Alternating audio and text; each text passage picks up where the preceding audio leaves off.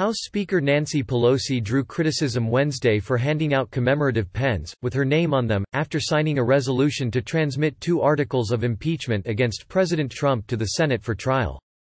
To critics, the tone of the event seemed celebratory, a far cry from December, when Pelosi wore black and insisted on the House floor it was a solemn day before the Democrat-controlled body voted to impeach the president on abuse of power and obstruction of Congress allegations. Later, she even cut short 2 rounds of cheers from Democrats when the articles were adopted.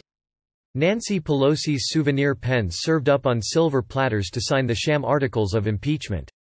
White House Press Secretary Stephanie Grisham tweeted in response, "She was so somber as she gave them away to people like prizes." Sen. Ted Cruz floats idea of witness reciprocity for Senate impeachment trial. You know what you hand out pens for?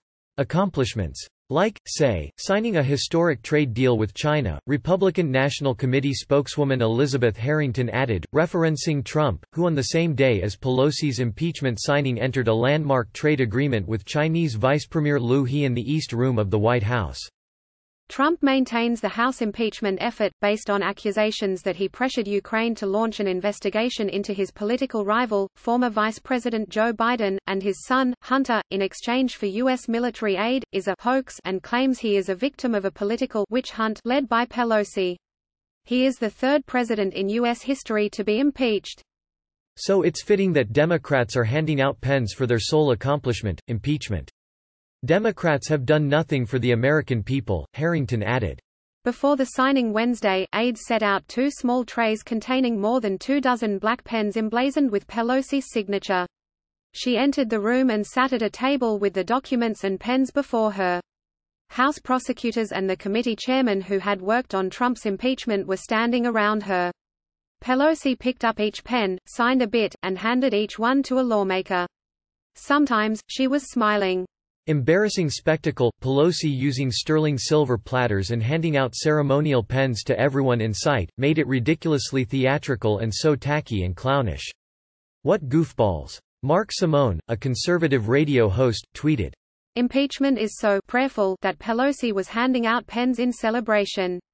Pathetic. Benny Johnson, chief creative officer for Turning Point USA, added. At a December 5 news conference, Pelosi had shot back at a reporter who accused her of hating Trump, saying that she, as a woman raised in a Catholic home, actually prays for the president. This is about the Constitution of the United States and the facts that lead to the president's violation of his oath of office. And as a Catholic I resent your using the word hate in a sentence that addresses me. I don't hate anyone. I was raised in a way that is full, a heart full of love, and always pray for the president. And I still pray for the president. I pray for the president all the time. So don't mess with me when it comes to words like that. Pelosi exclaimed. In a letter sent to Pelosi the day before the December 18 impeachment vote, Trump questioned whether she was sincere about her faith and alleged she was waging a war on American democracy in her decision to launch the House-led impeachment inquiry back in September. Even worse than offending the Founding Fathers, you are offending Americans of faith by continually saying, I pray for the president, when you know this statement is not true, unless it is meant in a negative sense. Trump countered.